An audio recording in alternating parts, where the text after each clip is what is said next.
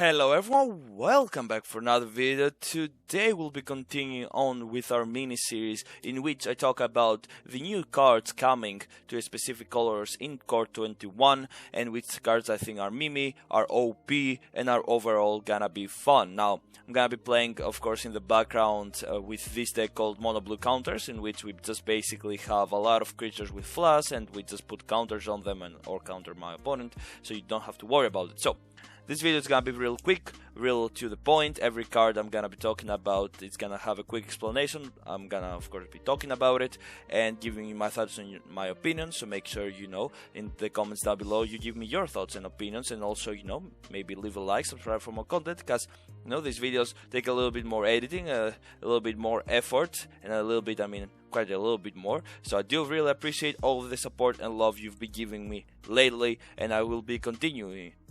Continue on making more content, no worries. Now, we're getting into the first game of the video, we are gonna be talking about, well, is there anything else more kinda disappointing to me to talk about than Teferi again? Yes, Teferi is back again. He's not gonna leave standard. He's never gonna leave standard. He's always gonna be providing so much monetary value to Wizards of the Coast that I don't think it's possible for him to ever leave standard, in my opinion. So Teferi, the Master of Time, basically is the most, in my eyes, balanced Teferi card, because he's a 4 mana, starts on 3 loyalty, and basically this card has a passive that you may activate the loyalty abilities of Teferi, Master of Time at any player's turn anytime you could cast an instant. So basically you can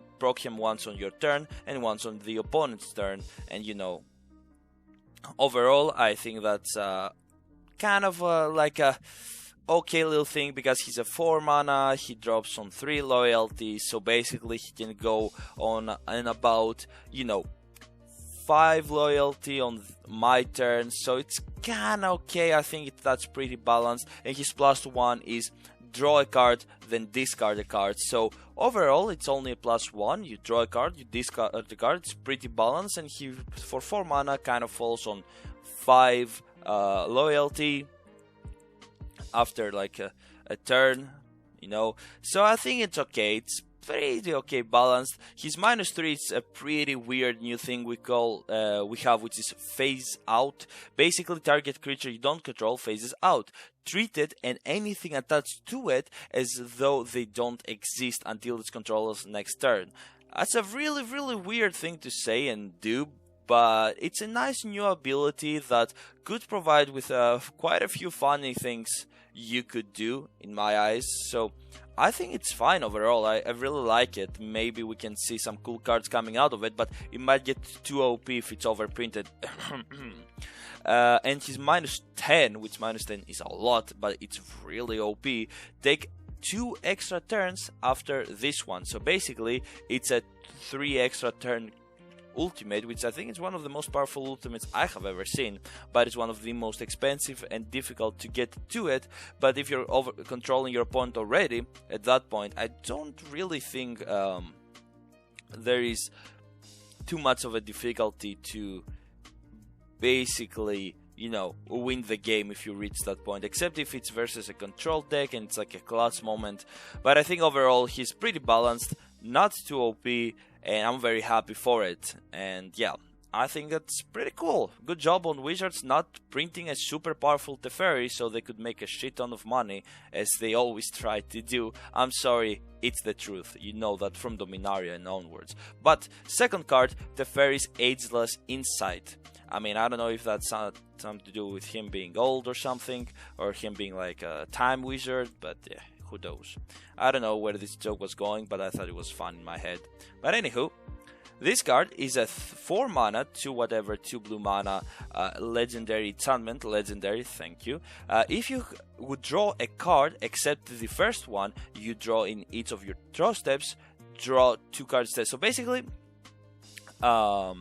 any other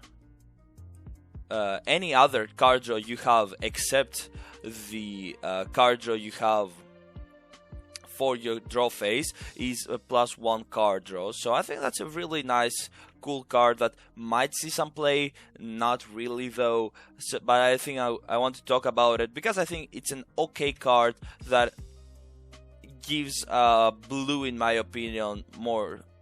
You know, it goes into the blue idea of how the blue color should be built and played around card draw, and I think that's pretty good overall.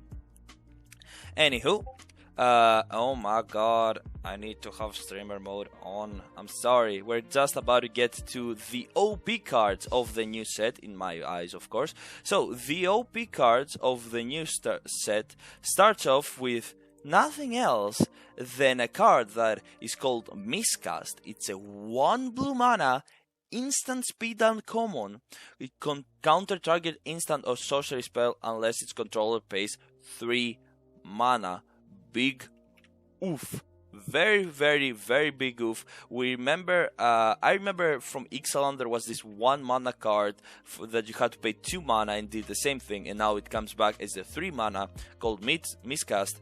And I'll be honest, that's not cool, dude. This card is gonna be one of the strongest cards to come into the set. It's gonna throw control over the limits, and I'm not even kidding you. This and one more card is gonna make control fully uncontrollable, and yes, that is why I named the video title like this. But yeah, it's gonna be really, really, really strong, and combined together with Rewind. Rewind is a 4 mana, 2 blue, 2 whatever, counter target spell, whatever, and tap up to 4 lands. A free counter spell. A free ass counter spell. Dude, that is absolutely fucking insanity. You have a 1 mana counter target,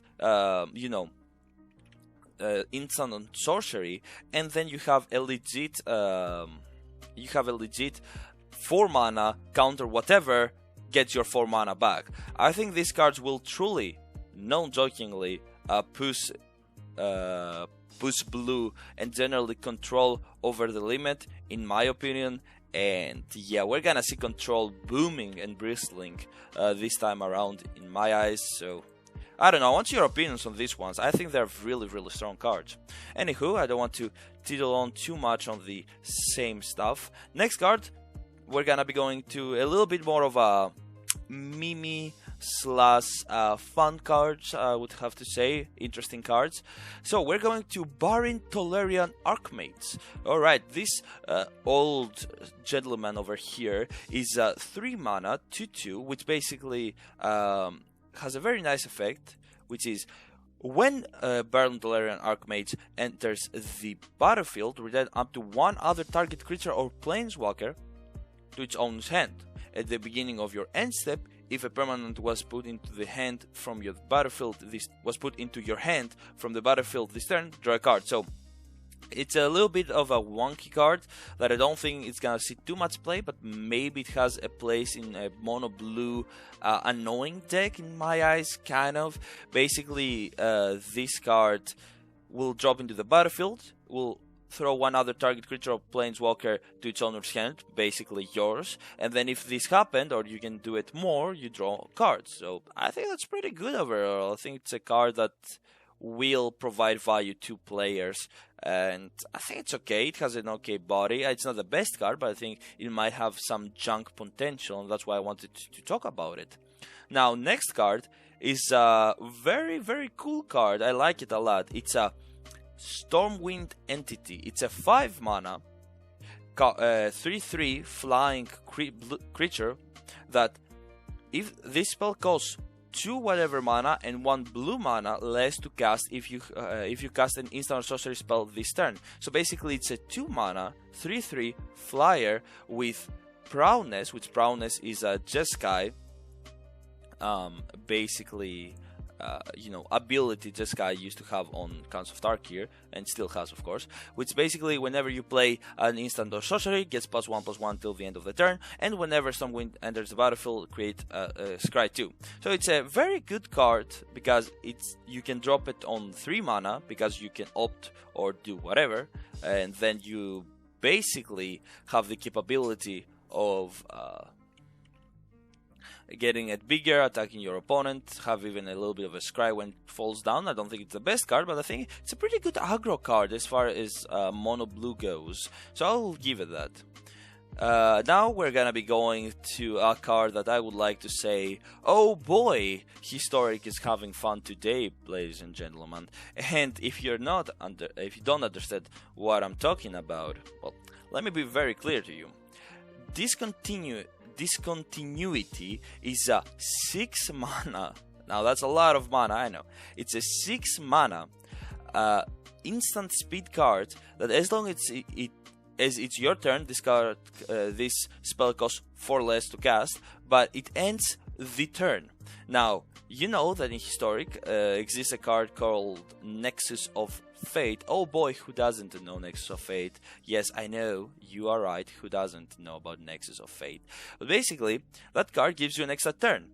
Well, Discontinuity basically is like, no, you no longer have an extra turn, it's over, you do nothing. I think this card is perfect for Historic, and I mean, generally, you know, Pioneer and other older formats when they have like insanity of cards. And yeah, I have to say I really like it for that. It's, you know, it's aimed at that, and I think it's a pretty good card for that. Now, last card I want to talk about is probably one of my top favorite art styles coming into from Core 21. I think it's one of the most beautiful arts, and I really find it so cool. And that is there we go.